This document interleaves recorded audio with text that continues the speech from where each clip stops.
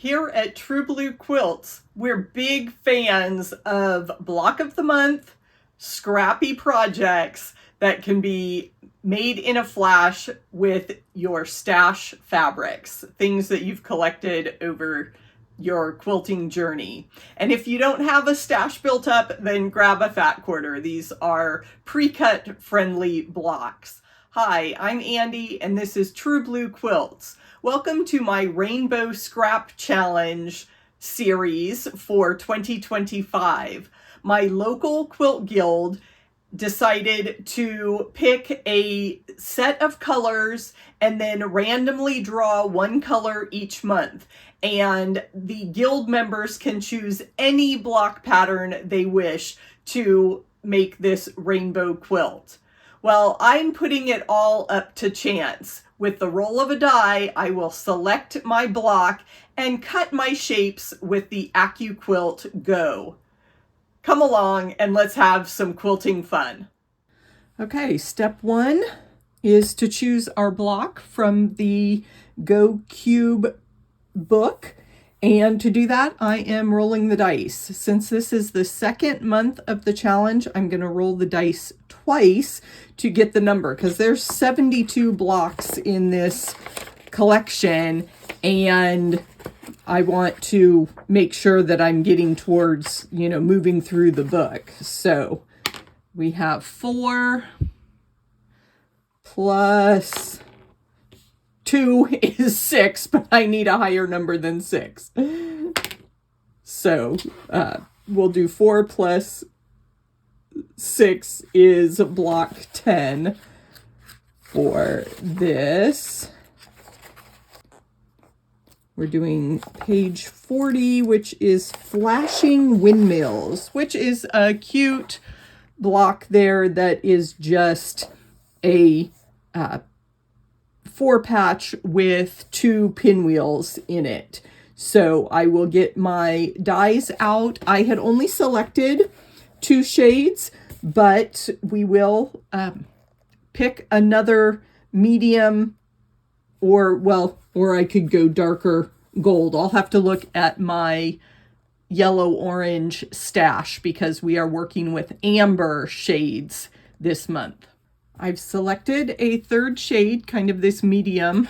The color that was drawn for this month was amber, and so I just kept in mind the lyrics of America the Beautiful, Amber Waves of Grain, and I just think that is a nice palette there of those shades. And we are going to be using the Go Qube 8-inch block dies, and we really only need the half square triangle die.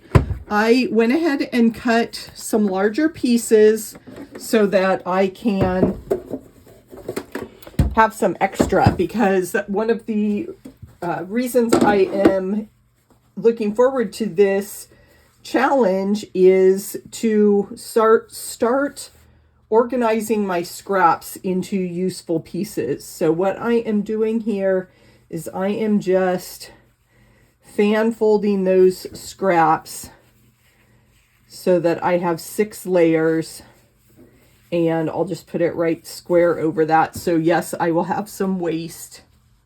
I'm not too worried about waste because I have a huge stash, and I have a collection method for all of my scraps and a textile recycling plant nearby that I can donate to. So we just get the cutting mat on the top there and give it a crank with these little dies. It goes really fast. And there we have our half square triangles. And I don't think, I suppose you could get, if I had used bigger pieces, these are just strips that are about 1 inch, 1.25 inches wide. And I've got another art quilter that I know who uses small scraps, so I can put those aside for her and repeat the process here to fan fold the fabric. Let's see if I can get 6 layers there that are wider than the die. And the book gives you instructions on how big to cut your pieces, so you could cut down on some of that waste. I just am making sure I have nice big pieces from my stash. And that is what I need for the half square triangles. I'm going to use this as the alternate squares in the 4 patch, so I can just cut my squares from this fabric with a regular ruler. I don't need a die cutter for that. Since I'm not using the AccuQuilt because of any physical limitations, I can still use a regular ruler and rotary cutter, but they do have a die that is simply let me get it out and show it to you. This is just a simple square for the die. You can get some smaller squares, so if you wanted to cut your 2.5-inch squares, you could do that pretty quickly from scraps on that die as well. But for those simple straight cuts, I can use my rotary cutter. So the beauty of AccuQuilt, besides the speed of cutting, is that the pieces are all exactly the same. So it's very easy to line up your triangles and get them ready to sew. And I've got that all set, so we can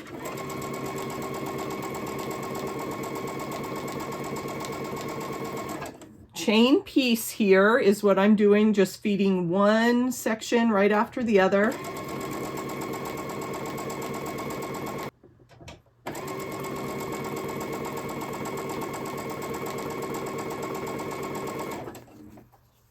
A pinwheel block takes 4 half square triangles, and we are making 2 pinwheels, so I will have a chain of 8 half square triangles when I finish.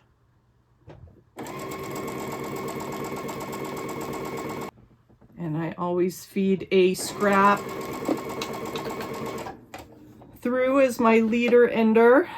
And then I like to separate all my units, even though sometimes you can press with everything still chained together. I like to have separate pieces for that process. Okay, I'm going to press towards the dark. So let me set the seam for just a few seconds. And then you can open the block up and press it.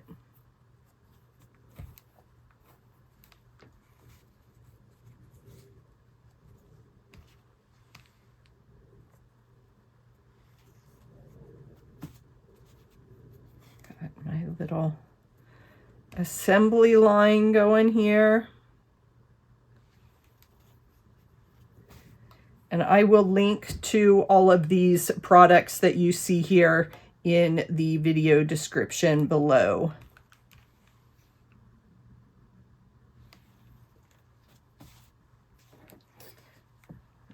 The Aliso irons come with that silicone mat to rest everything on. Okay, so now to turn my pinwheel unit. I start with my triangles in the same position, and then I just rotate them around that center point to make sure that I have my pinwheel spinning around in that direction, and then I can just lay my second block right on top, and I will sew these pairs of units and then the rows.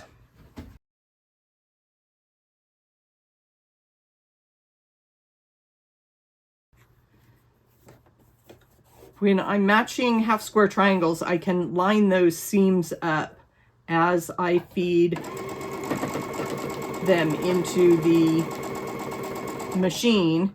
And I really don't need to trim these because they were cut so accurately with the AccuQuilt.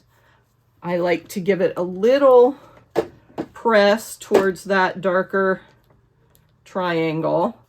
If I do it from the back, then you can see that all those seams will continue laying flat.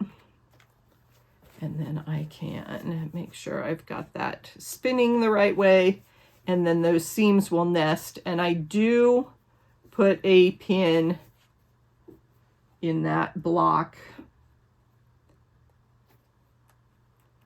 to make sure my points line up.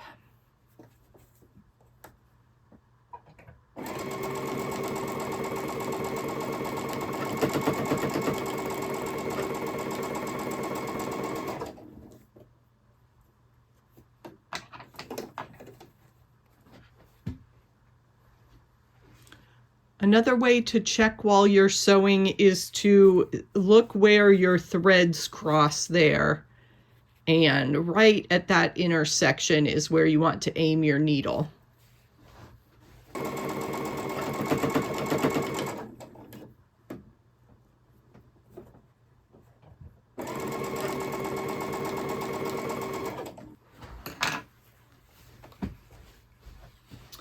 Before I press this pinwheel, I want to spin the seams.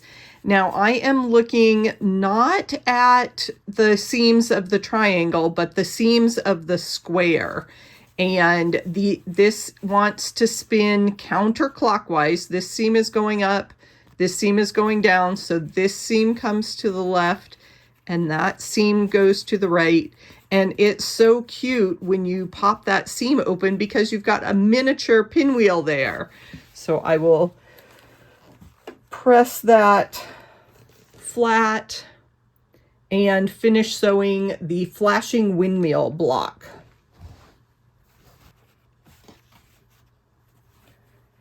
We are going to alternate the pinwheels with our plain blocks of fabric, and that one had a little crease in it from the scrap bin, so I'll press that out.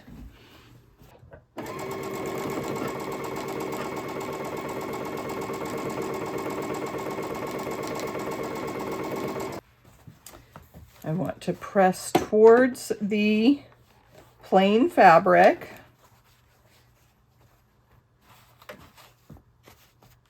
Our seams will lay down nice and flat that way.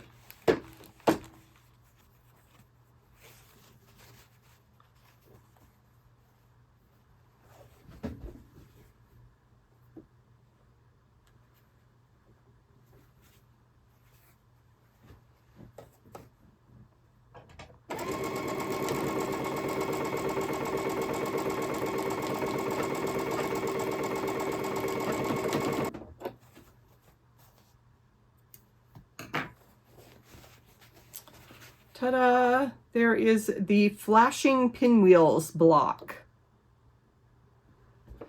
Are you ready to move beyond half-square triangles and classic quilt blocks? Watch these videos to see how I stretch a classic quilt block with half-rectangle triangles. Enjoy!